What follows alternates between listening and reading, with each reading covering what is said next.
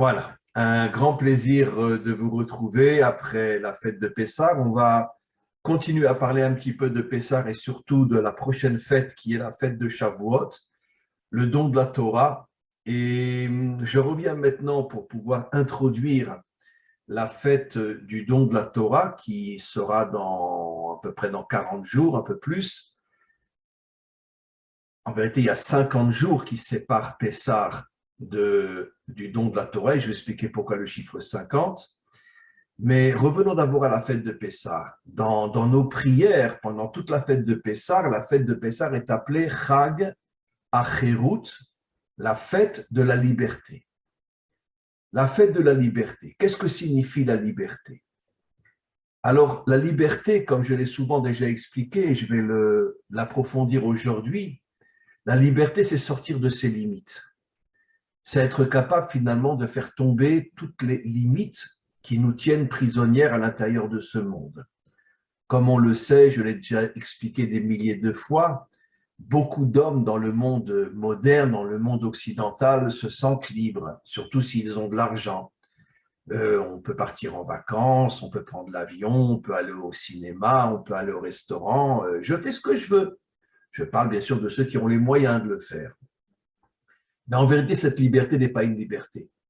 Cette liberté, en vérité, c'est uniquement une vitrine qui nous affaiblit énormément parce que regardons, c'est quoi ces libertés? Les vacances, le cinéma, le restaurant, ça veut dire que finalement, les plaisirs de ce monde. Et les plaisirs de ce monde nous affaiblissent énormément parce que finalement, elles font de nous des gens faibles, des gens qui ne cherchent que le plaisir immédiat, et des gens qui finalement ne sont plus de véritables guerriers, ne sont plus de véritables combattants. La liberté, la vraie liberté, c'est sortir de sa nature, comme on va l'expliquer aujourd'hui. C'est dépasser ses limites.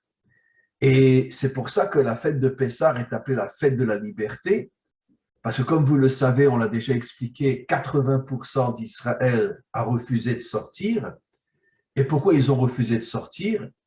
Parce que finalement, ils n'ont pas eu le courage d'avoir cette témérité, d'avoir cette force d'affronter l'Égypte et de se mettre en danger. Comme je l'ai déjà expliqué, on pourrait dire l'action qui a véritablement déterminé la sortie d'Égypte, c'est le courage qu'ont eu 20% d'Israël le jour de la célébration de l'idole qui était l'agneau, le mouton. Pourquoi, comme je l'ai expliqué, pourquoi le mouton était l'une des idoles les plus importantes de l'Égypte?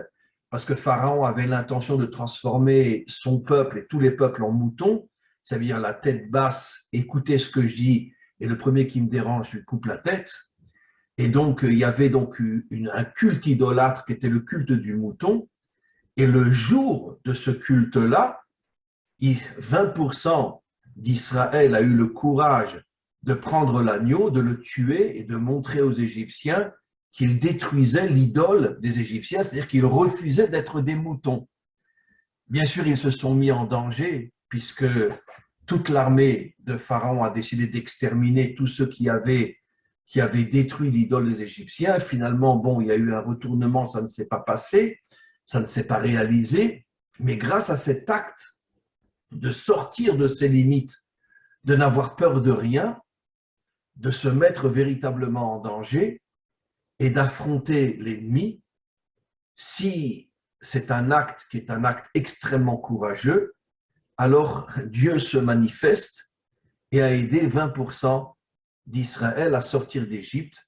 Et c'est la raison pour laquelle on appelle cette fête la fête de la liberté, pour nous montrer que la liberté, ce n'est pas le plaisir immédiat, mais la liberté, c'est dépasser ses limites. Quelqu'un me dit, Albert Einstein, le monde ne sera pas détruit par ceux qui font le mal, mais par ceux qui, j'ai pas vu la suite, par ceux qui, j'imagine, par ceux qui s'amusent. Il y a d'ailleurs une chanson extraordinaire. Vous connaissez le chanteur Sim, mais par ceux qui les regardent sans rien faire. Eh bien, sache Abraham que c'est la chanson de Sim il y a une chanson de ce chanteur noir extraordinaire qui a une voix fabuleuse, un chanteur français, et il s'appelle Sim, je crois. Et il chante une chanson justement où il parle de tout le mal qu'il y a dans le monde. Et son refrain, c'est ce ne sont pas les gens méchants qui sont dangereux, mais tous ceux qui, en vérité, se laissent aller et suivent le système et baissent la tête et font, ben, c'est eux les gens les plus dangereux. Et c'est une chanson extraordinaire. Vous connaissez le chanteur Sim, hein? Hein? Non, vous ne le connaissez pas? Eh ben, écoutez-le sur YouTube. Ben, il est extraordinaire. Il a une voix magnifique. Et cette chanson-là, je ne sais pas, je crois que cette chanson s'appelle Le Pire. Enfin bon, je ne me rappelle plus cette chanson-là, mais c'est vraiment une chanson extraordinaire, où vraiment il montre comment le monde est manipulé par tous les dirigeants qui font du mal au peuple. Et il explique que les plus dangereux, ce n'est pas les dirigeants, mais c'est le peuple lui-même qui accepte de baisser la tête et de devenir un mouton et de ne pas se révolter, alors que dans son fond intérieur, les peuples savent qu'ils sont manipulés. Mais bon, ils préfèrent profiter de la vie et de chaque instant et ne pas se révolter pour ne pas se mettre en danger. Donc ça, c'est la fête de la liberté. Accepter de se mettre en danger pour sortir de ses limites. On va en parler un peu plus tard, encore une fois. Maintenant, comme vous le savez, entre Pessah et le don de la Torah, il y a 50 jours. C'est-à-dire, on compte 49 jours, et le 50e jour, c'est le don de la Torah. En vérité, mes amis, comme je l'ai expliqué déjà des milliers de fois, on n'a jamais reçu la vraie Torah. Comme vous le savez, on était censé recevoir les premières tables, comme je vais l'expliquer, qui étaient la vraie Torah.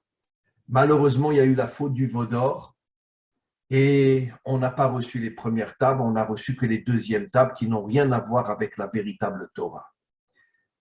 Pourquoi 50 jours entre Pessah et le don de la Torah? Les 50 jours font allusion aux 50 portes de la Bina. Comme je l'ai souvent expliqué, la Bina est un attribut divin, on va le dire d'une manière moderne. C'est une énergie. Ah, le chanteur est James, pardon, c'est pas Sim, c'est James. James, je me suis trompé. Voilà, le chanteur c'est James. Cherchez dans YouTube James et cherchez cette chanson, vous verrez, elle est extraordinaire. James, pas Sim, James. Et donc, c'est les 50 portes qu'on appelle les 50 portes de la délivrance, qui correspond à l'attribut de la Bina. La Bina est une énergie qui est complètement au-dessus de ce monde. Et si nous avions reçu les premières tables qui ont été brisées, que nous n'avons jamais reçues et que nous recevrons, nous et tous les peuples adamiques recevront ces premières tables au moment de la délivrance finale, mais normalement on était censé les recevoir dès le don de la Torah, mais comme on le sait, Pharaon avait introduit à la tête de tous ces non-juifs qui sont sortis pour rejoindre Israël, qui étaient des gens très très bien, comme je l'expliquais dans mon dernier cours avec vous, c'était tous des Bnei Adam, mais Pharaon a introduit les enfants de Bilham comme chefs du Erev Rav, et finalement, c'est eux qui ont causé la faute du veau d'or et ceux qui ont fait tomber non seulement le Erev Rav, mais qui ont fait tomber une grande partie d'Israël. Et Moshe, après, a brisé les premières tables et malheureusement, on a reçu les deuxièmes tables. La différence entre les premières tables et les deuxièmes tables, c'est très, très simple. Les premières tables, pourquoi il y avait 50 jours? Parce que le chiffre 50 représente l'attribut de la Bina, qui a 50 portes, qu'on appelle les 50 portes de la délivrance, qui se dévoileront avec le Mashiach au moment de la délivrance. 50 portes de la délivrance, et c'est pour ça qu'on compte 50 jours entre Pessah et le don de la Torah, mais malheureusement, nous n'avons jamais reçu ces tables-là. Si nous les avions reçues, à ce moment-là, pas seulement Israël, mais tous les Bnei Adam se seraient élevés complètement au-dessus de la nature. C'est-à-dire auraient cassé toutes les limites de ce monde, toutes les limites de tous ceux qui nous manipulent, de tous les dirigeants qui nous manipulent, comme ça sera le cas au moment de la délivrance finale, où il n'y aura plus aucun dirigeant dans le monde, les peuples se prendront en main et les peuples se dirigeront eux-mêmes sans laisser qui que ce soit les diriger. Le seul véritable dirigeant du monde sera Dieu, comme il est dit, en ce jour Dieu sera roi sur toute la terre. Roi, c'est-à-dire il sera le véritable dirigeant du monde. Mais il n'y aura plus d'hommes qui dirigeront les peuples auront un tel niveau, car au moment de la délivrance finale, on va recevoir à nouveau les premières tables, tous les Bnei Adam du monde entier vont recevoir les premières tables. Comme je l'ai expliqué, chacun aura, on pourrait dire, son caractère, son tempérament dans son approche de la Torah. Évidemment, comme je l'ai souvent expliqué, la délivrance, ce n'est pas l'uniformité, mais l'unité. L'unité, c'est l'union des contraires, le respect des différences. Et donc, ces 10 tables se propageront au niveau des 70 peuples. Chaque peuple aura son tempérament, son approche de la Torah, mais tous les peuples, tous les Bnei Adam seront d'une certaine manière réunis et reliés à la Torah.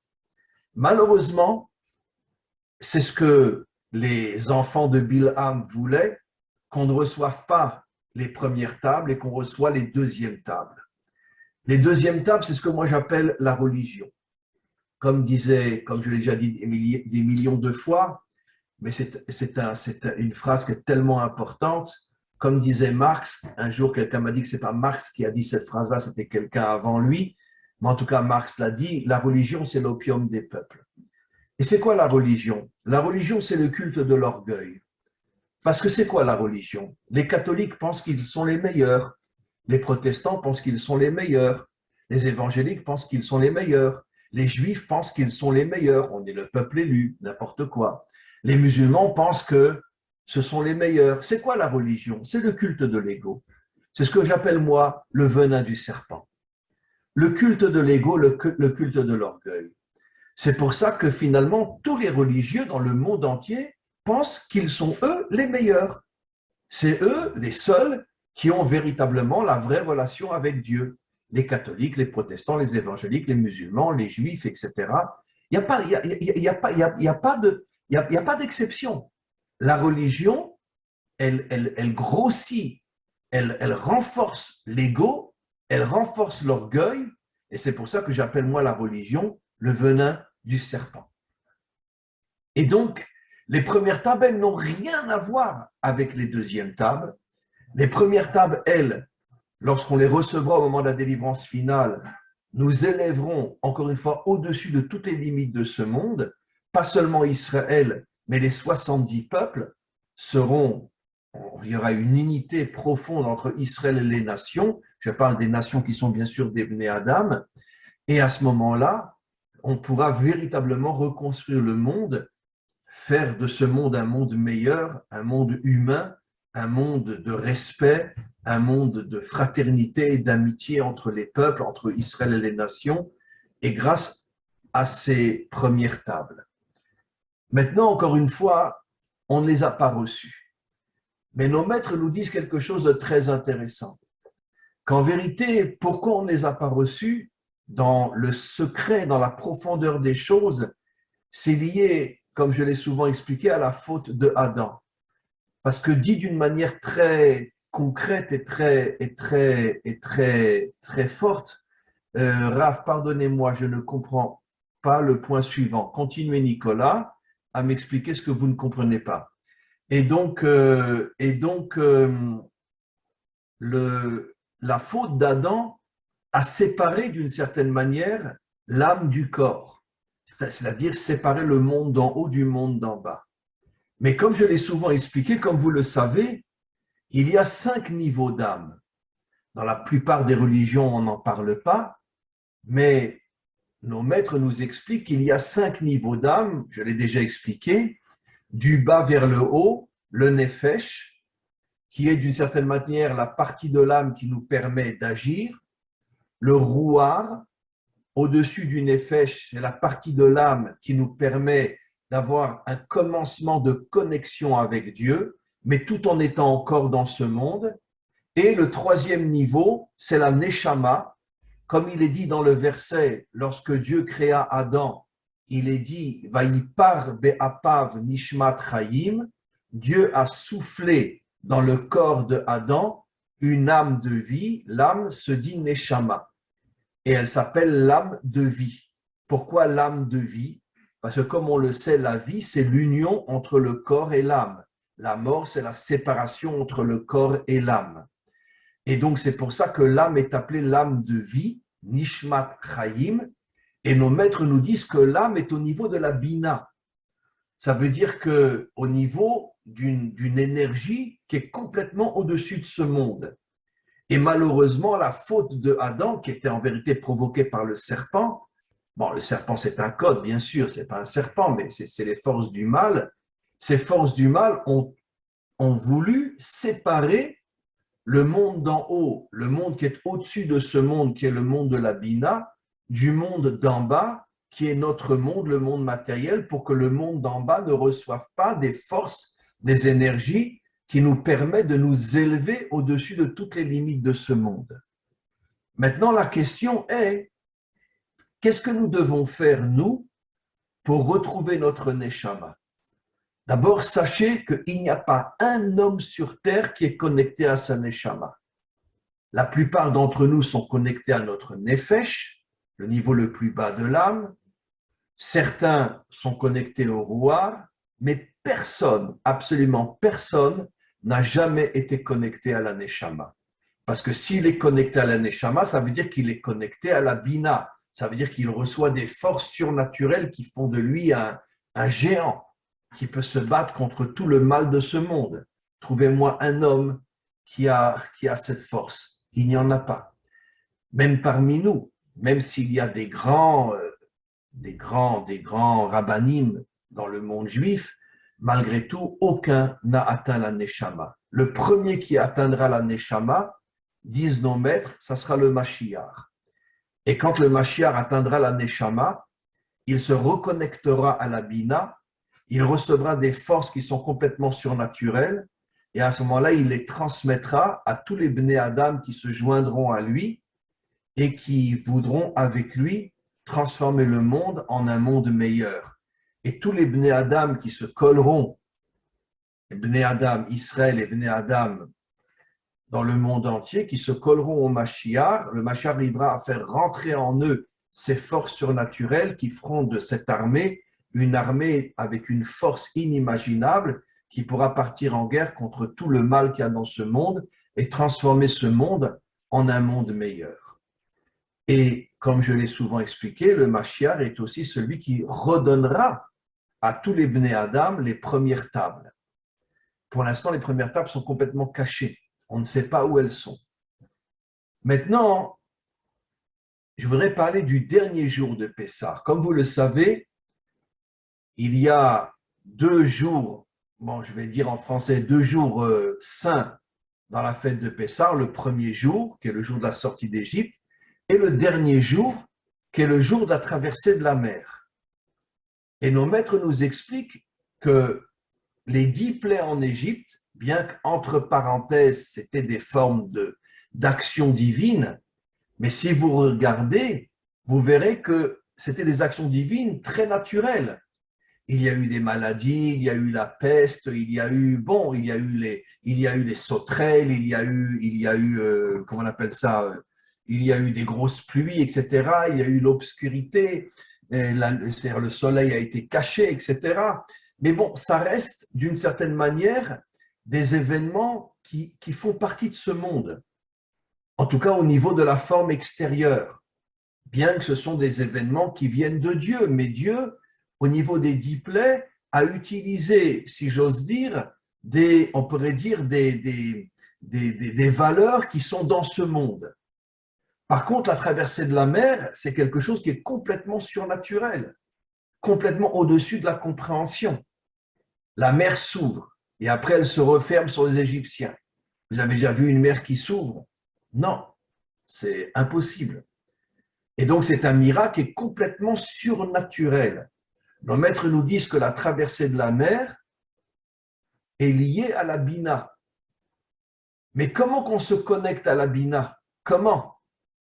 Eh bien, comme l'enseignent nos maîtres, Nachshon, qui était le chef de la tribu de Yehuda, est rentré dans l'eau Et lorsqu'il a eu de l'eau jusque-là, qu'il était en train de se noyer, et qu'Hachem a vu, que Dieu a vu son courage, sa détermination, sa volonté, à ce moment-là, la mer s'est ouverte. Dans la Torah écrite, on ne parle pas de Narshon, mais dans nos commentaires, on parle de Narshon, et qui lui est rentré dans l'eau. Il avait la certitude que s'il a ce courage d'affronter les limites de ce monde, Dieu l'aidera et Dieu fera tomber la limite qui est la mer et elle s'ouvrira, et finalement ça s'est réalisé. Maintenant regardez, dans le mot Narshon, il y a la racine Nachash, le serpent. Ça veut dire qu'en vérité, Narshon est le premier qui a commencé à réparer la faute du serpent. Et qu'est-ce que c'est la faute du serpent? Je l'ai déjà dit, c'est la volonté de séparer ce monde de toutes les forces surnaturelles qui feraient de nous de véritables géants, de véritables héros qui serions capables de partir en guerre contre tout le mal de ce monde pour faire de ce monde un monde meilleur. Ça, c'était la faute du serpent. Et pourquoi Narshon porte en lui le mot serpent? Comme pour nous faire comprendre qu'il a voulu briser, il a commencé à briser justement toute la malédiction du serpent pour commencer à créer un monde meilleur. Il a eu le courage presque de se suicider, de rentrer dans l'eau et presque de se noyer. Et au moment où il allait se noyer, la mer s'est ouverte. Et à ce moment-là, c'est le dernier jour de Pessah qui montre qu'en vérité, que Narshon est arrivé à se connecter à la tribu de la Bina. Maintenant, à notre niveau, qu'est-ce que nous devons faire, nous, pour être véritablement des gens libres?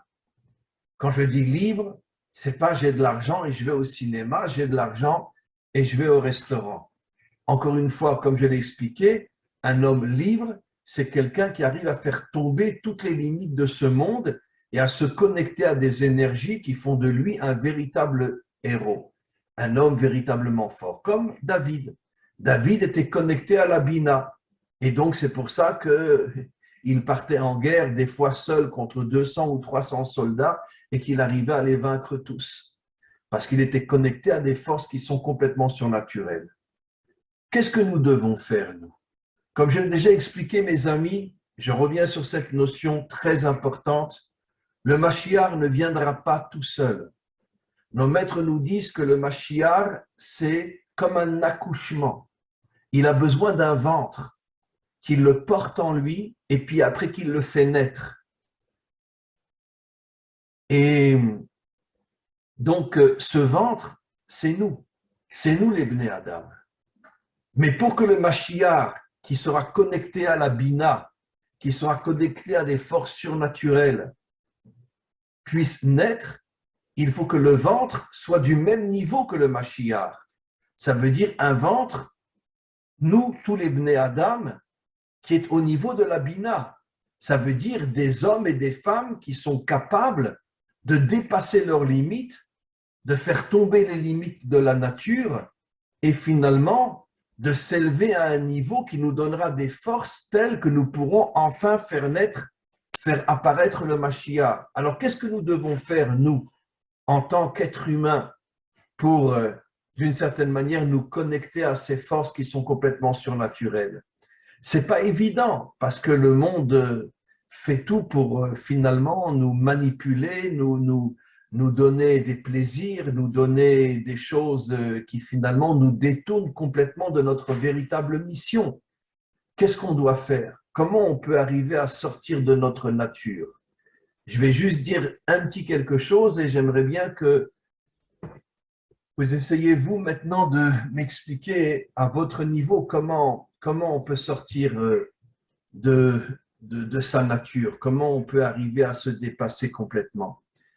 Mais je vais donner un exemple. Je vais donner un exemple simple, qui n'est pas évident. Je pense que chacun autour de nous, on a des gens qui sont dans le besoin.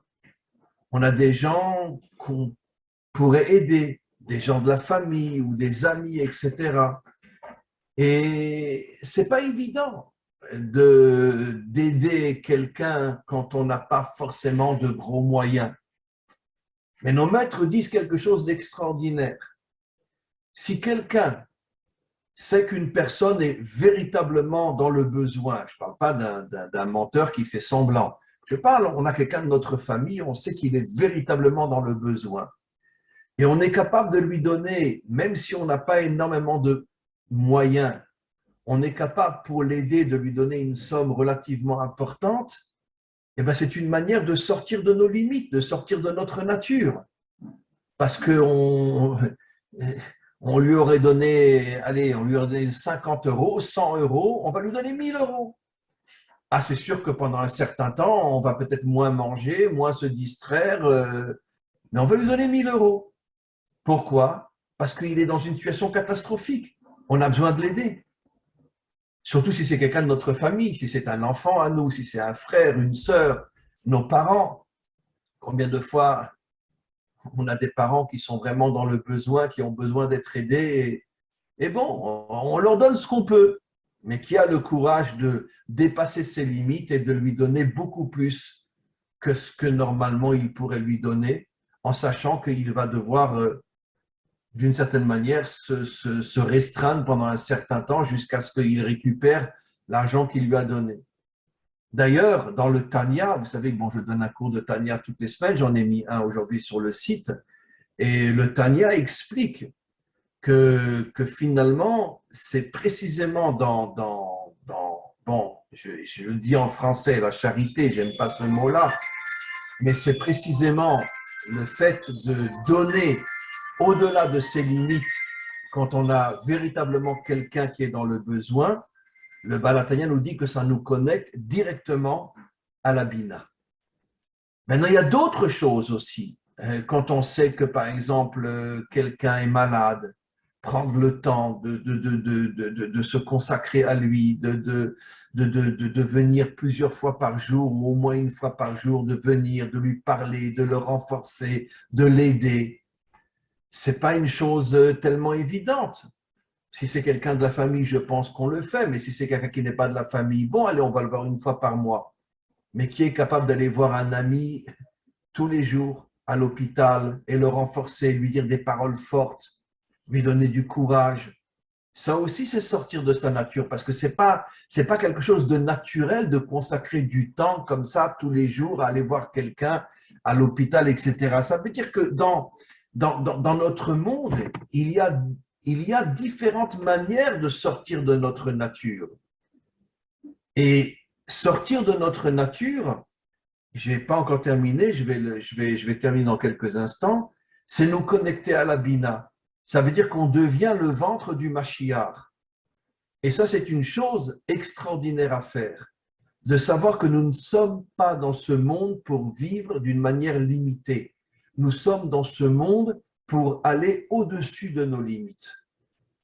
Et je terminerai, avant de vous laisser poser des questions, je terminerai en disant que je pense que vous le comprenez d'une certaine manière, sinon vous ne seriez pas là à m'écouter, que quand je parle de la Torah, sachez mes amis que, comme je l'ai déjà expliqué, quand Dieu est venu proposer la Torah à Israël, il ne l'a pas proposé qu'à Israël. Il l'a proposé à l'humanité tout entière. Je parle de l'humanité Bnei Adam. Malheureusement, les dirigeants ne voulaient pas partager leur place avec Dieu et ils ont convaincu les peuples de ne pas accepter la Torah. Ce qui changera au moment de la délivrance où les peuples se débarrasseront de tous leurs dictateurs et se prendront en main et deviendront des peuples libres et accepteront la Torah. Mais en vérité, la Torah, la vraie Torah, celle qu'on recevra au moment de la délivrance, qui est au niveau de la Bina, celle-là nous donnera des forces inimaginables. Elle nous donnera des forces qu'on ne peut même pas imaginer. Le fait d'étudier la Torah, le fait d'accomplir chaque peuple selon ce qu'il recevra de la facette de la Torah, d'accomplir les commandements divins, etc. Et donc, ça nous donnera à ce moment-là des forces inimaginables. Il y a Nicolas qui me dit, Parashat Ki Tisa, traduction française, édition L'Éternel dit à Moïse. Oui, mais je ne vois pas tout. Attendez, à moins que Non, Nicolas, je ne vois pas tout. Le problème, c'est que ça s'arrête. Donc, est-ce les mêmes tibales du coup? Table du coup. Ah, vous me demandez si les deuxièmes tables sont les mêmes que les premières. Non, regardez, les premières tables ont été données dans la paracha Yitro. Les deuxièmes tables ont été données, vous le verrez, dans le 5e livre, la paracha qu'on appelle Vayitranan. Je ne sais pas comment on dit en français. Vous verrez que les commandements ne sont pas les mêmes. Globalement, oui, mais il y a énormément de différences au niveau des commandements entre les premières tables et les deuxièmes tables. Énormément Ah, de différences. pardonnez-moi, je préfère vous poser la question vraiment. En fait, dans Kitissa 31.4, l'Éternel dit, et j'écrirai sur les tables les mots qui étaient sur les premières tables que tu as brisées.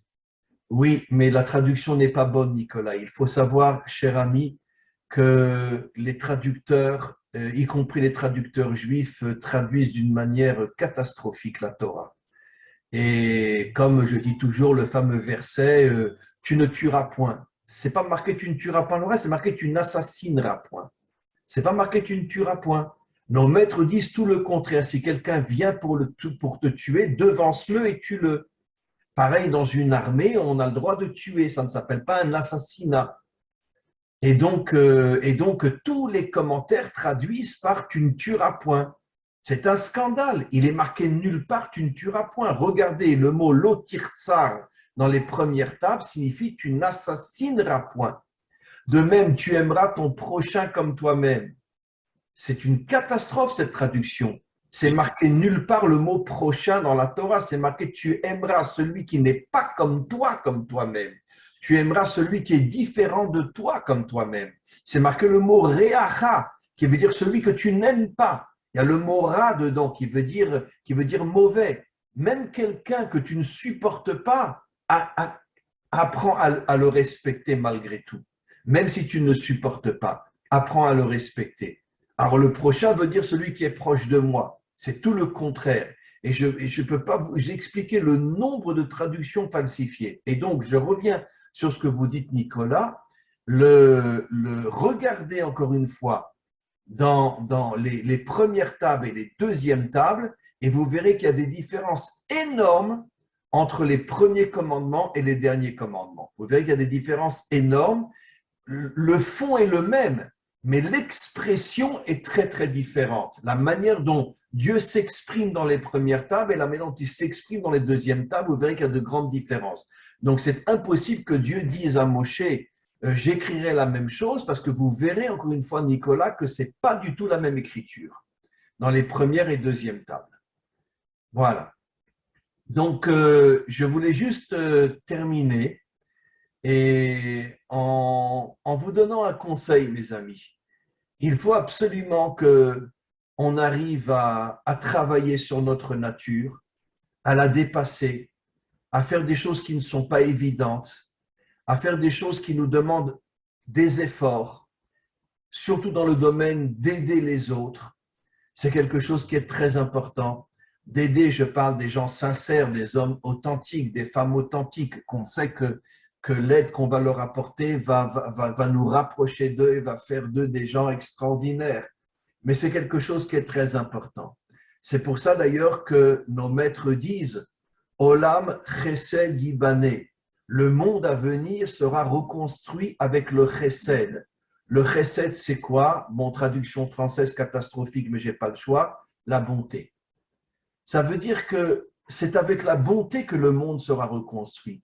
Parce que la vraie bonté, c'est pas je vois un pauvre dans la rue, je lui donne un demi-euro. Ça, c'est pas de la bonté, c'est fiche-moi la paix et va-t'en. C'est ça ce que ça veut dire. Mais si je vois un pauvre authentique dans la rue, bon, à condition que je sache qu'il est authentique, et je lui donne 50 euros ou 100 euros, je vous garantis que tout de suite, Hachem nous connecte à la Bina. Et on commence à recevoir des énergies et des forces inimaginables. Encore une fois, dans la rue, c'est un peu compliqué parce qu'on n'est pas sûr que la personne est un véritable pauvre. Des fois, c'est des gens déguisés, etc., etc. Mais parlons de notre famille.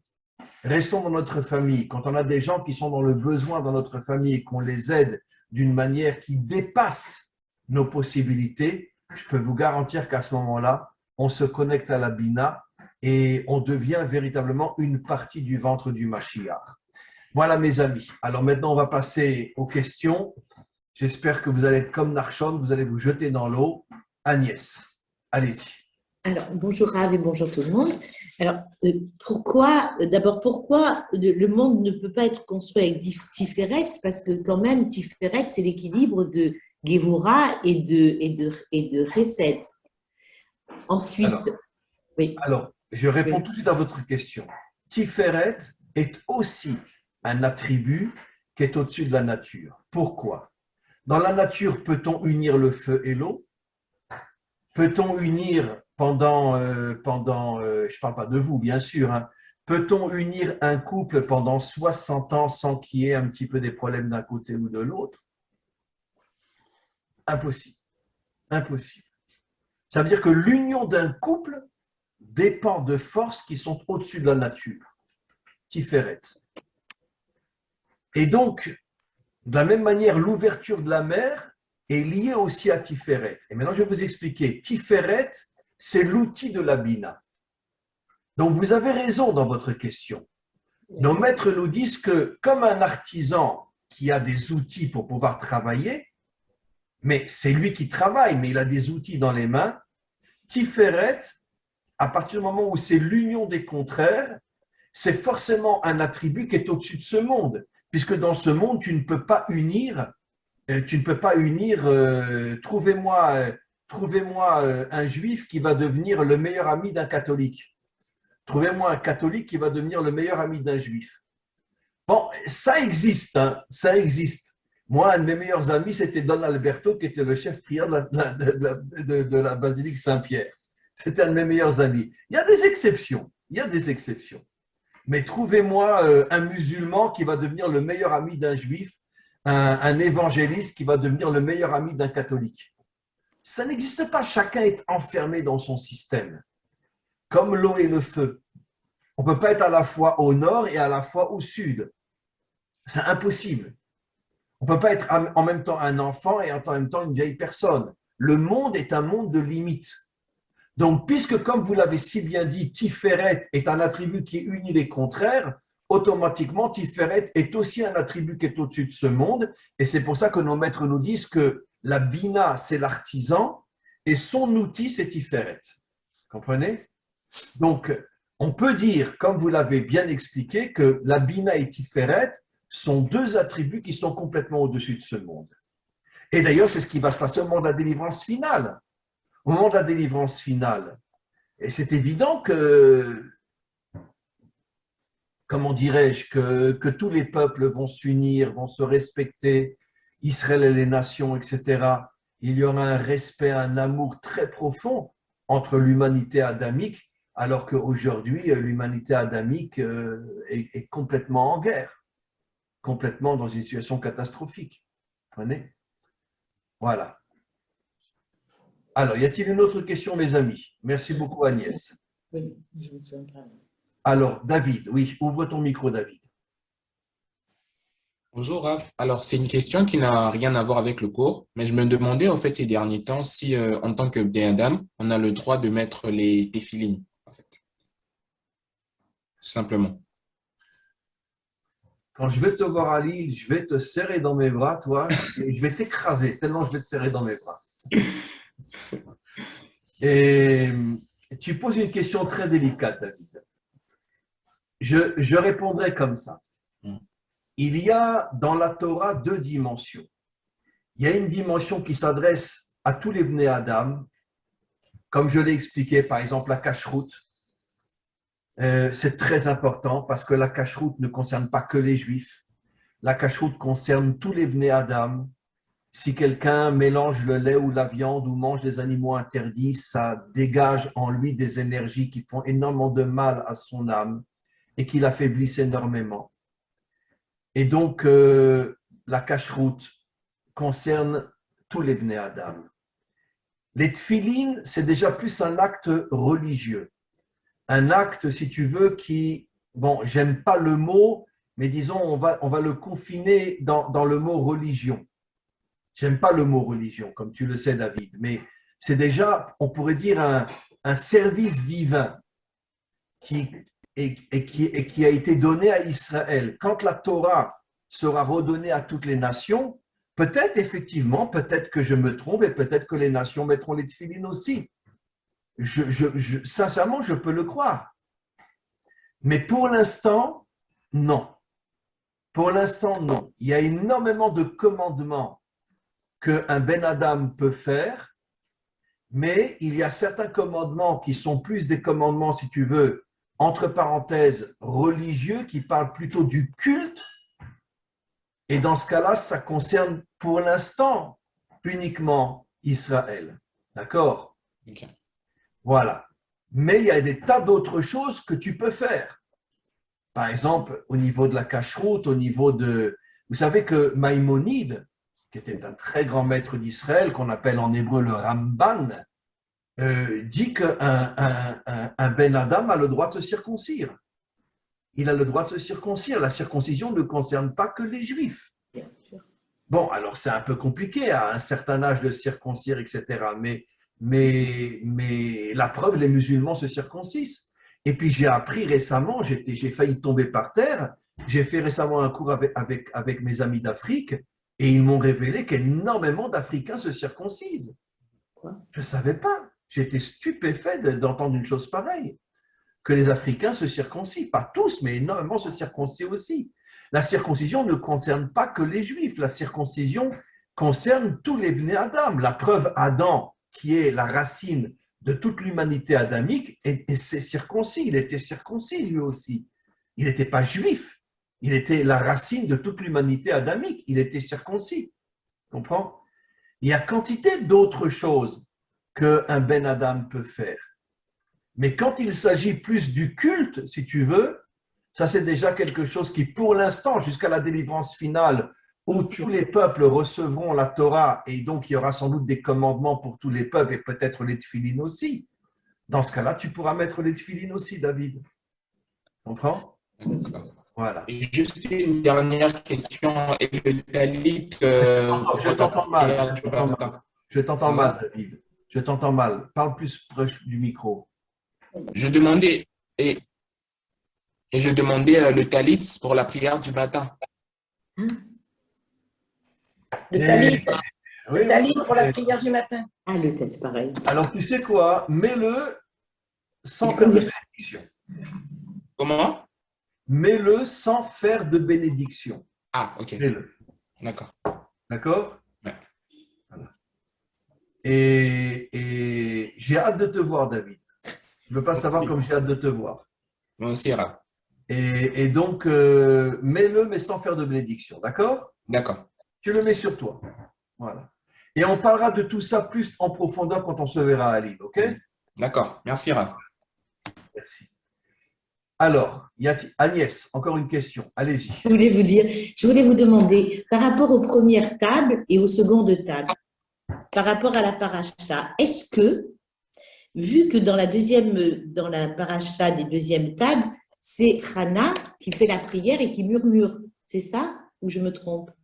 Hana, la femme de Elkana, la mère de Shmuel, le prophète Shmuel, elle a prié en silence. C'est dans cette paracha?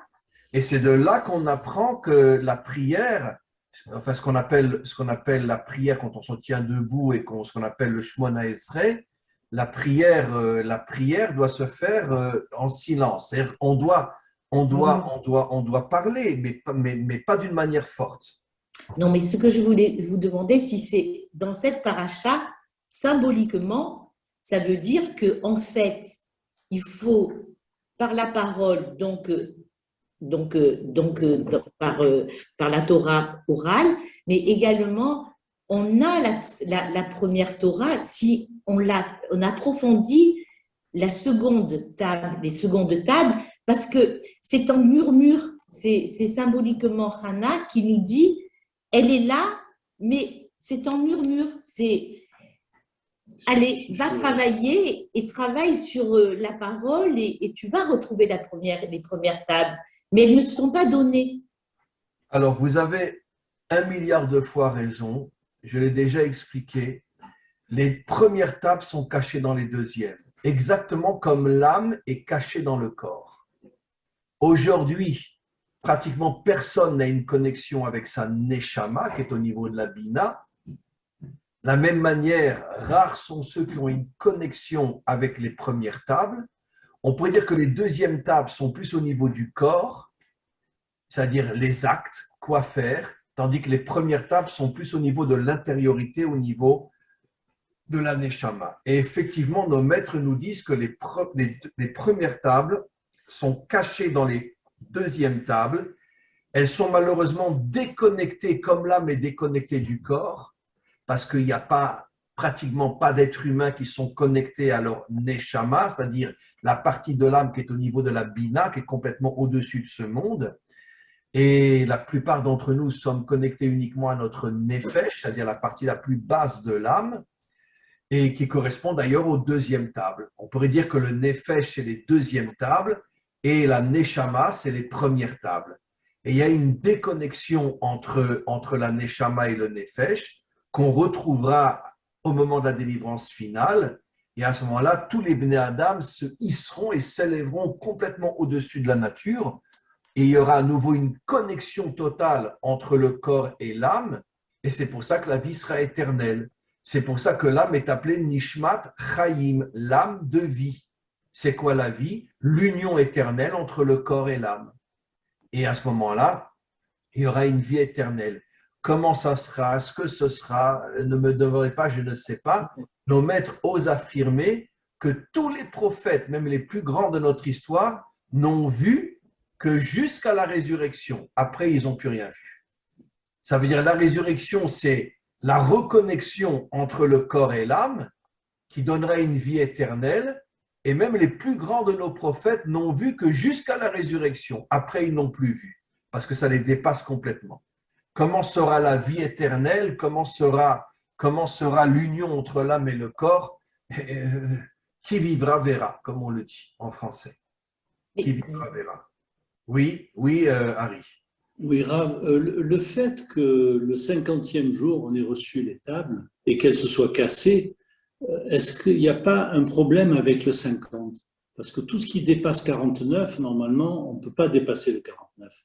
Et le fait d'avoir sublimé ce 49 pour arriver au 50, ben, elles se sont quand même cassées puisqu'on a fait le veau d'or. On n'était pas prêt peut-être. Oui, alors Catherine, tout de suite après, je vous laisse parler. Hein. J'ai expliqué qu'en vérité, dans le sens profond des choses, la faute du veau d'or est la conséquence directe de la faute de Adam, qui n'a pas été réparée. Et c'est pour ça qu'on n'a pas pu recevoir les premières tables qui étaient censées réunir le corps et l'âme, parce que justement, pendant tous ces siècles après la faute de Adam, même Israël ne s'est pas véritablement occupé de réparer la faute de Adam. Et donc, c'est pour ça que finalement, cette faute-là, qui était la séparation entre le monde d'en haut et le monde d'en bas, a amené, au niveau des secrets de la Torah, a amené justement la faute du veau d'or qui nous a empêchés de recevoir les premières tables. Mais c'est toute l'histoire qui est d'une certaine manière sous le signe de la séparation entre l'âme et le corps, ce qu'on appelle en français la séparation entre l'Église et l'État, depuis la Révolution française. Et c'est le Messie, c'est le Mashiach qui reconnectera ces deux dimensions et qui amènera la vie éternelle et qui amènera un monde dans lequel tout va être réparé. Voilà. Merci Harry. Catherine, allez-y. Bonjour bonjour à tous. Moi, je me demandais, quand vous nous posez la question de comment dépasser notre nature, peut-être, et là je fais aussi référence au cours avec M. Bocara, que j'apprécie beaucoup, où il parle beaucoup du corps justement, et cette notion de l'effort, on l'apprend déjà en travaillant au niveau du corps. Comment préparer et renforcer un contenant qui va pouvoir nous permettre intérieurement d'accueillir cette force et le souffle déjà aussi. Mais il faut qu'on ait un corps fort pour pouvoir après. Absolument, voilà. Catherine. Alors d'abord, sachez que j'ai fait un cours récemment, il y a quelques jours, avec Eliaou Bocara, qui est un coach inimaginable, et je l'ai mis sur le site. Hein? C'est le cours qui est juste avant le cours que j'ai mis ce matin sur le Tanya. Et on dit des choses assez extraordinaires dans ce cours. Et effectivement, vous savez qu'il y avait un très, très, très grand maître qui s'appelait le Rav Kook, qui disait que la Teshuvah, le retour vers Dieu, commence par la reconstruction du corps. Contrairement à tous les religieux qui s'imaginent que c'est uniquement de la spiritualité, le Rav Kook est le seul dans toute l'histoire de nos maîtres qui a eu le courage de dire que tant qu'un homme n'a pas reconstruit fortement son corps, il ne peut pas se rapprocher de Dieu. Il ne peut pas se rapprocher de Dieu. Il faut avoir un corps fort. Il faut avoir un corps fort, ça veut dire d'une certaine manière faire du sport. Et je donne toujours l'exemple du roi David. David était un véritable guerrier qui avait des forces inimaginables, tout en étant un homme d'une spiritualité inimaginable. Il était arrivé à réunir le corps et l'âme. Et donc, c'est pour ça que vous avez 100% raison. La première étape du retour vers Dieu, c'est la reconstruction du corps. C'est pour ça que je vous invite véritablement à suivre Eliaou. Il a donné ses coordonnées dans le dernier cours qu'on a fait il y a quelques jours, qui est sur le site, parce que véritablement, lui, c'est un homme très spirituel, tout en étant en même temps un champion des arts martiaux, et depuis son enfance, un homme exceptionnel, un homme extraordinaire. Et donc, c'est très important, effectivement, contrairement malheureusement à ce que toutes les religions nous disent, y compris la religion juive qui n'a rien à voir avec la Torah, qu'il faut uniquement revenir vers Dieu, revenir vers Dieu, revenir vers Dieu. Et il n'y a pas un plus grand mensonge que ça. Et heureusement qu'on a eu un maître authentique dans notre histoire qui a eu le courage de dire, je me répète, que tant qu'un homme ne s'occupe pas de son corps de manière à le renforcer par du sport, par des arts martiaux ou par de la musculation, etc., il ne peut pas revenir vers Dieu. Et puis, le travail au niveau du corps permet aussi de se renforcer à l'intérieur par rapport au fait de poursuivre, de continuer, de ne pas lâcher, OK, on arrête, à un moment, on est un peu faible et puis on recommence. Et c'est vraiment tout un renforcement intérieur en même temps qu'un renforcement du corps. Et en Absolument. fait, je me disais que c'est peut-être un début pour apprendre et apporter une issue au fait de se dépasser. Déjà, c'est un premier pas, en fait. Absolument. De la même manière qu'il faut se dépasser au niveau de l'âme, il faut commencer par se dépasser au niveau du corps. Et c'est une chose très, très, très importante parce que l'homme authentique, c'est l'union entre le corps et l'âme. Tu ne peux pas dire mon âme, je la dépasse, mais mon corps reste prisonnier. Non. Alors, chacun à son niveau, chacun selon son âge, évidemment. Mais David, tu fais du sport? Alors, David, tu dois faire du sport. C'est très important. Tu es jeune, tu dois faire du sport. D'accord? Et quand on se verra à Lille, je te ferai un petit peu de Krav Maga, tu vas voir. Tu vas voir. OK?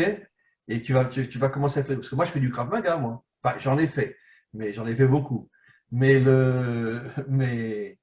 oui, qu'est-ce que tu crois? C'est comme ça. Il faut faire du sport, David, c'est très important. Et même les personnes âgées, comme nous, chacun à son niveau, peut-être faire 1 heure de marche tous les jours, courir un petit peu, faire un peu de musculation, etc. C'est très, très, très important. Croyez-moi, le sport, la reconstruction du corps, dévoile dans le corps des énergies qui nous permettent d'une certaine manière d'affronter tous les obstacles de ce monde. Parce que si on n'a pas un corps fort, on peut pas, on baisse la tête devant tous les obstacles de ce monde. Et je parle autant pour les hommes que pour les femmes, bien évidemment. Eliaou a énormément, je crois même, si je ne me trompe pas, qu'il a plus de femmes dans ses cours que d'hommes. Il a énormément de femmes dans ses cours, énormément. Et donc, chacun selon son âge, il lui donne ce qui lui convient. Et je vous conseille vraiment d'avoir un lien avec lui parce que c'est vraiment quelqu'un d'exceptionnel. Voilà. Alors, y a-t-il d'autres questions? Oui, allez-y. Oui. 000. Oui, bonjour. Voilà. Il y a quelques années, vous nous aviez donné un cours où vous expliquiez que les miracles n'existaient pas, que tout était prêt à la création du monde. Si Narshon n'avait pas été jusque-là, que se serait-il passé? Et éventuellement, est-ce que nous, dans notre vie et dans ce que nous faisons, nous n'avons pas manqué plein de belles choses? Alors, vous posez une question magnifique, vraiment magnifique. C'est toujours un plaisir de vous entendre tous avec vos questions tellement extraordinaires. Alors, sachez que nos maîtres révèlent, je l'ai déjà dit, mais ça confirme toute votre question, qu'en vérité, que la source première de la création de ce monde matériel, c'est la Bina. Ça veut dire que des forces surnaturelles se cachent dans ce monde. Mais elles sont, depuis la faute de Adam, elles sont complètement déconnectées de ce monde. C'est ce que nos maîtres appellent le Or Aganouz, la lumière cachée. Or veut dire lumière, Ganouz, caché. La lumière cachée, que le Mashiach redévoilera au moment de la délivrance finale. Mais la source première, nos maîtres nous disent que Dieu a créé ce monde avec la Bina. Ça veut dire que nous, on croit que ce monde est très naturel. Tu ne peux pas unir l'eau et le feu. Tu ne peux pas être au nord et en même temps au sud, mais tout ça, c'est parce que nous, on vit dans l'extériorité de ce monde. Mais au moment de la délivrance, on va rentrer dans l'intériorité de ce monde, on va se reconnecter à la Bina et on va se rendre compte qu'effectivement, que ce monde, uniquement dans son extériorité, est un monde, on pourrait dire, de séparation, un monde où il n'y a pas d'unité, mais en vérité, quand on va, au moment de la délivrance, on va rentrer dans l'intériorité de ce monde, à ce moment-là, on va se rendre compte que l'intériorité, c'est la Bina, et on va se rendre compte que, comme vous l'avez dit, maintenant je confirme, que tous les miracles, ah mais je la connais elle. Ce sont les Bretonnes qui vont vous voir en Oui, Israël. on s'est vu récemment à un cours, elle est venue me voir à un cours récemment. De moi. Voilà. Oui, oui, on s'est vu en novembre dernier et là je vais dans un mois, je retourne. Ah, très très bien, très très bien. Je retourne dans un mois. Alors, vive la Bretagne. Mais comment il me voit? C'est parce que je suis en direct. Je vous vois en partie. Voilà. Contre la chaise. En tous les cas, donc, effectivement, les miracles, c'est pas comme on le croit dans beaucoup de religions, tout d'un coup quelque chose de surnaturel qui vient et voilà. Non, les miracles viennent de la Bina. La Bina est la source de ce monde matériel au niveau de son intériorité. Donc, en vérité, c'est quoi un miracle? C'est que Dieu dévoile pendant un certain temps l'intériorité de ce monde qui fait partie entièrement de ce monde. Et c'est comme ça que le miracle survient. Ça veut dire que c'est comme si en vérité Dieu envoyait une énergie cachée à l'intérieur de ce monde, mais qui fait partie de ce monde parce que l'intériorité de ce monde fait partie de ce monde, même si on n'est pas connecté à cette intériorité. Et c'est comme ça que finalement se produit un miracle. D'accord? En vérité, il faut comprendre, mes amis, qu'un miracle, bien sûr, nous, on le voit comme quelque chose de tout à fait surnaturel. Mais un jour viendra où on comprendra que le miracle, c'est une autre dimension, mais qui fait partie de ce monde. C'est une autre dimension qui fait partie de ce monde aussi. Et quand la mer s'est ouverte, sachez que nos maîtres disent explicitement que l'ouverture de la mer était préparée depuis la création du monde. C'est explicite dans ce que disent nos maîtres. Bien sûr, il fallait qu'il y ait un homme qui ait le courage d'affronter, de dépasser les limites. Ça a été Narshon. Si Narshon n'était pas rentré dans l'eau, le miracle ne se serait peut-être pas produit ou j'en sais rien. Mais de toute façon, en tous les cas, il s'est produit parce que Narshon est rentré dans l'eau. Et donc, c'est comme ça que le miracle s'est produit. Voilà.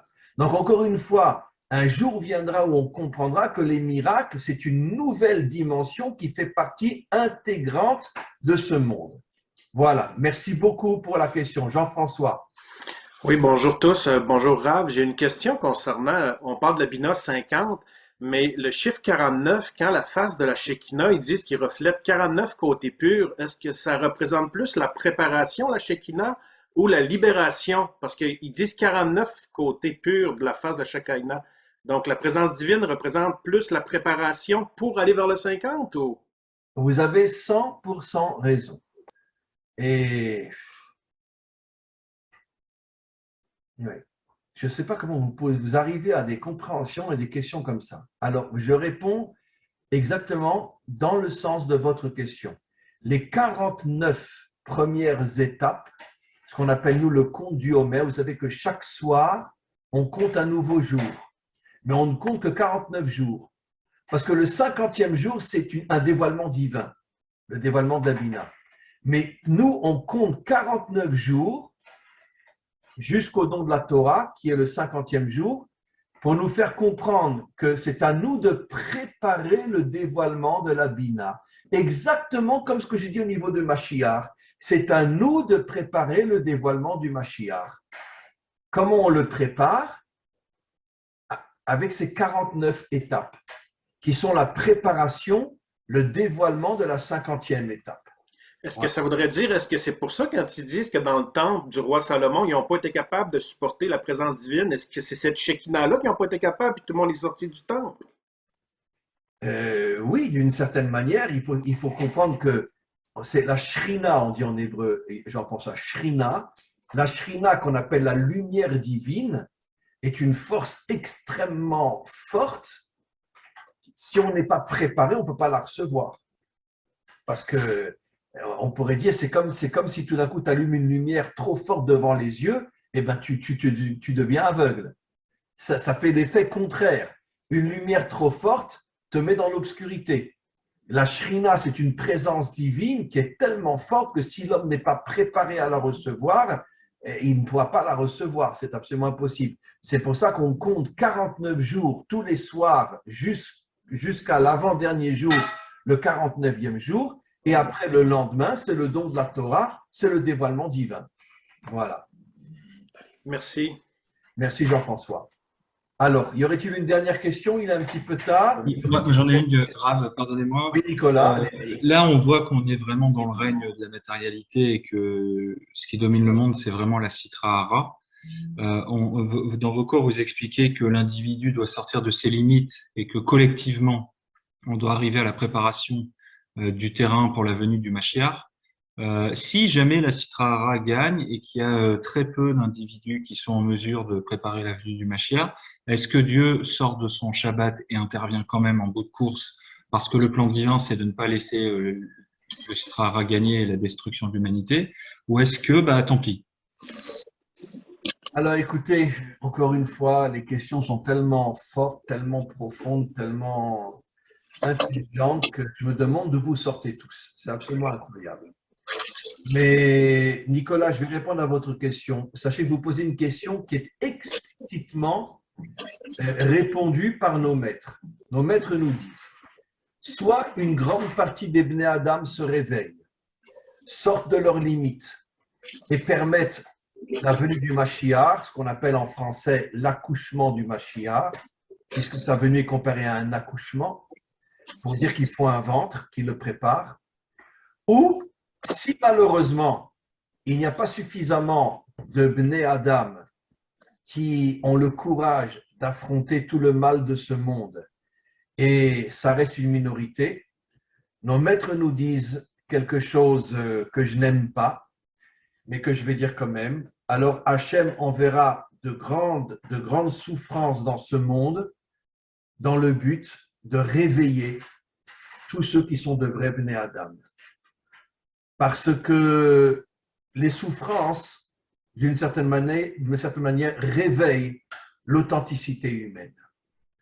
Et tant qu'on vit bien, tant qu'on mange du jambon beurre, c'est tellement bon, alors on s'en fout. Mais j'espère que vous ne mangez plus de jambon beurre, hein, tous, hein? Non? Très bien. Bravo. Mais quoi qu'il en soit, bon, je plaisante, bien sûr, mais tant qu'on a une vie facile, qui c'est qui a envie de se battre?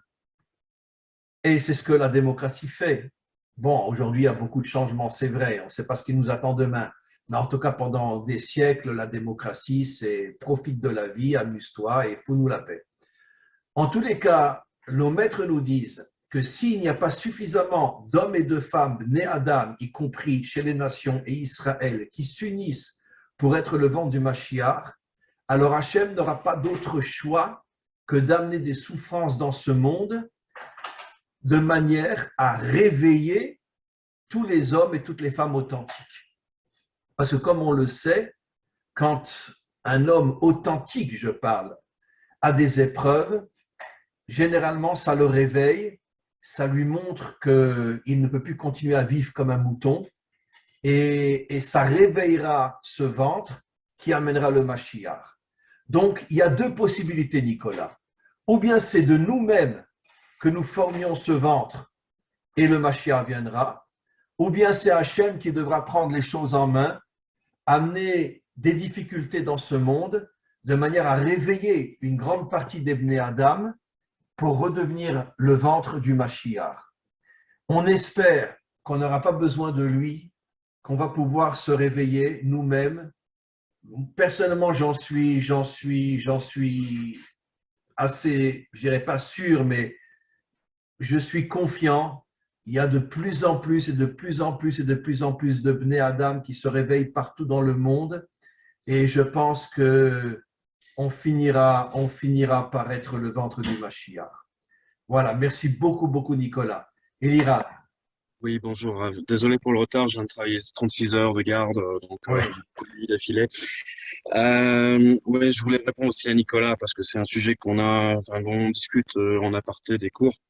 Mais moi, ce que je voudrais rapporter, c'est qu'il y a quand même un schéma biblique qui se répète sans cesse à travers la Torah, à travers tout le Tanakh. Et je vais donner comme exemple de Racine, c'est que les plaies qui sont tombées sur l'Égypte, les 7 premières, elles ont aussi concerné le peuple d'Israël, quoi. Il y a que les 3 dernières qui ont concerné que les Égyptiens proprement, quoi, on va dire. Mais c'est un schéma qui se répète tout le temps, quoi. Et ouais, effectivement, je crois que c'est bien qu'il y ait de plus en plus de monde qui se réveille, mais jamais suffisamment. Oui, parce que quand tu versais, c'était l'eau pour les Hébreux. Bon, Elira, dites-moi, vous êtes ashkénaze, vous? Non. Non. Non, je suis pas pessimiste, mais je suis réaliste, on va dire. J'ai compris ce que vous voulez dire. Je pensais que vous étiez Sfarad, qu'on allait danser, qu'on allait dire ça y est, le Messie arrive. Bon, en tous les cas, vous dites quelque chose de très, très, très, très juste. Et je rebondis très fortement sur ce que vous dites. C'est vrai que quand on regarde la Torah, on s'aperçoit que toute l'histoire, non seulement d'Israël, mais du monde entier, c'est que des difficultés. Bon, j'aime pas dire le mot souffrance, mais c'est que des souffrances. Regardez ce qui se passe en ce moment entre la Russie et l'Ukraine, c'est à perdre la tête. C'est incroyable. Et on ne sait pas ce qui nous attend demain. Et c'est vrai que quand on regarde la Bible, on ne voit pratiquement que des souffrances. Alors la réponse, Eliran, c'est parce que les hommes refusent de se réveiller, les hommes refusent de se prendre en main, les hommes refusent d'être eux les décisionnaires de la venue du Mashiach. Et c'est pour ça qu'effectivement qu'on voit que dans la Bible, il n'y a que des souffrances. Parlons d'Israël, 2 destructions de temples, 4 exils, etc. Et combien d'autres peuples, les Africains, combien ils ont souffert, combien l'esclavage, etc., etc. Et ne parlons pas des Européens, les Premières Guerres mondiales, Deuxième Guerre mondiale, 70 millions de morts en 2 guerres, 50 millions la deuxième, 20 millions la première. En 10 ans, 70 millions de morts. Ne parlons pas de toutes les guerres qu'il y a eu en Europe, etc. Et donc, le massacre des Indiens. C'est sûr qu'on vit dans un monde de souffrance. Mais pourquoi? Comme je l'ai dit à Nicolas, parce que les hommes refusent de se prendre en main. Et alors, Dieu n'a pas le choix, il est obligé d'amener des souffrances pour que les hommes authentiques se reprennent en main. Vous comprenez? Et je rapporte toujours cet exemple concernant Israël. Bon, que Dieu me pardonne, mais je veux dire, les Juifs sont rentrés dans les trains sans se poser de questions. Heureusement, il y a eu une révolte, la révolte du ghetto de Varsovie, où ils savaient tous qu'ils allaient mourir, mais ils préféraient mourir avec un fusil à la main que de rentrer dans un train et aller à Auschwitz. Et beaucoup disent que c'est grâce à la révolte du ghetto de Varsovie que finalement Israël a été sauvé. Et parce qu'il y a eu enfin une poignée d'hommes et de femmes, ce n'était pas que des hommes, il y avait beaucoup de femmes aussi, qui ont eu le courage de mourir la tête haute, au lieu de rentrer dans un train et de ne pas se poser de questions. Et donc, on voit que c'est l'humanité tout entière qui est dans une situation catastrophique. On ne se pose pas de questions. Allez, montez dans le train, et tout le monde monte dans le train. Voilà. Et qu'est-ce qui se passe en fin de compte? Que des catastrophes. Donc,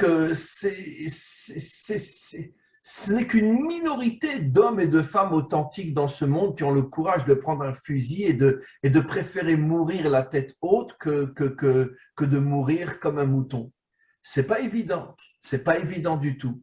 Alors j'espère que, comme je l'ai dit à Nicolas, que comme il y a de plus en plus maintenant un réveil de plus en plus fort dans le monde au niveau des Bnei Adam, j'espère qu'on n'aura pas besoin que Dieu s'en mêle et que c'est nous-mêmes qui allons provoquer la venue du Mashiach. Voilà. Oui, voilà, comme elle dit aussi. Il faut changer de nom parce que votre nom, c'est 000. Mettez votre vrai nom à la place de 000. Parce que vous n'êtes pas 000, vous êtes 1000. D'accord? Alors, et donc, oui, comme vous dites, pour le Covid aussi. Et je suis désolé de vous dire que les premiers qui ont tous couru pour aller se vacciner, c'était les Israéliens. C'est les premiers qui ont couru pour aller se faire vacciner avant tout le monde. Oui. Donc, voilà. Mais vous savez que les non-vaccinés, on ne peut pas aller en Israël, alors qu'Israël a ouvert ses frontières. La France nous demande d'avoir une cause valable. Et on ne le sait qu'au moment où on monte dans l'avion. Et si elle n'est pas valable, vous avez payé tout ce qu'il fallait et vous restez sur le tarmac. Oui, non, je sais, mais c'est pareil. Bon, maintenant, les lois changent énormément. Ça va changer. Mais on ne peut pas y aller. Si on n'est pas vacciné, c'est refusé. Mon ami, c'est... Ah oui, mais nous, on fait, à partir de la Belgique, on doit faire un test PCR avant de partir, un test PCR à l'aéroport, oui. Mais on peut venir en Israël. Oui, mais avec je les crois qu'en vaccins, France, non, pas vacciné, même si on n'est pas vacciné. Parce que mais en France, je crois que ça ne suffit pas le test PCR en France. Ah, d'accord. Je crois que ça ne suffit pas. Il faut partir de la Belgique alors. Exactement. Il faut donc trouver le moyen de partir sur un pays vert. Voilà. Voilà, mes amis, je vais devoir interrompre. Alors, malheureusement, comme je vous ai dit, il y aura 2 lundis où il n'y aura pas cours. J'espère que pas mal d'entre vous viendront au séminaire du 8 mai. De dimanche. Voilà, le dimanche. Si vous êtes en contact avec Catherine, c'est Karine, pardon. Karine, c'est elle qui organise tout ça. Et puis, encore une fois, j'espère qu'il y aura d'autres séminaires, qu'on en aura à Marseille, qu'on en aura au Québec et qu'on aura dans différents endroits de France. En tous les cas, moi, ça me tente et ça me passionne énormément. Si vous pouvez réunir un groupe relativement important de gens et créer un séminaire, je viendrai, il n'y a aucun problème. Vous faites un Zoom à Lille? Comment? Vous faites un Zoom à Lille? Oui, ça sera enregistré et après ça sera sur le site, bien évidemment. D'accord. Voilà mes amis. Alors encore une fois, donc on se revoit dans 3 lundis. On se revoit donc dans 3 lundis, 2 lundis à pas cours, le 3e lundi, et après on reprend normal. Voilà. Des dimanches, pas 3 lundis, 3 dimanches. Je les mettrai les dimanches, comme Rabbi Jacob. Voilà, le dimanche, voilà, le dimanche. Voilà. Ah oui, comment il disait Rabbi Jacob avec le dimanche? Je les mettrai les dimanches. Je les mettrai le dimanche, voilà. Voilà. Oh non, pas le dimanche. Voilà mes amis, alors j'espère qu'on se retrouvera à Lille très bientôt. En attendant, 2 dimanches, il n'y a pas cours. Merci à tous et à toutes d'être présents, d'être là. Vous êtes des gens extraordinaires et vraiment, comme je le dis toujours, je me répète, c'est pas grave. C'est un bonheur ces échanges que nous avons ensemble et je suis sûr et certain que nous commençons à être le ventre de la délivrance finale. Je n'en ai aucun doute. À bientôt. Au revoir. Au revoir. Au revoir. Au revoir. Au revoir. Au revoir.